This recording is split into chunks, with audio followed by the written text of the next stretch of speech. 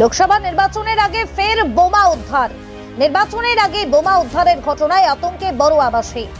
শনিবার সকালে তাজা বোমা উদ্ধারের ঘটনায় ব্যাপক চাঞ্চল্য মুর্শিদাবাদ জেলার বড়ুয়া থানার গ্রাম শালিকা মাঠ এলাকায়। বিরাট আতঙ্কে, ভয়ে মাঠ আসতে পারছি না, কাজ করা মুশকিল আমাদের। সামনেই তো লোকসভা নির্বাচনের আগে এইভাবে বোমা উদ্ধার, নির্বাচন কি সঠিকভাবে বা শান্তিপূর্ণভাবে হবে মনে করছেন? সঠিকভাবে যদি পুলিশ প্রশাসন তবে হবে, পুলিশ প্রশাসন না করলে কি করে হবে? পুলিশ সূত্রে জানা গিয়েছে, শুক্রবার রাত্রে এলাকার মানুষজন বালতি ভর্তি বোমা দেখতে পায়। খবর দেয় পুলিশকে। বড়ুয়া থানার পুলিশ পৌঁছে বালতি ভর্তি বোমা উদ্ধারও করে। তবে কোনো অপ্রীতিকর ঘটনা এড়াতে এলাকা ঘিরে রেখেছে এখনো পুলিশ। পুলিশের অনুমান, ওই বালতিতে অন্তত 11টি তাজা বোমা রয়েছে।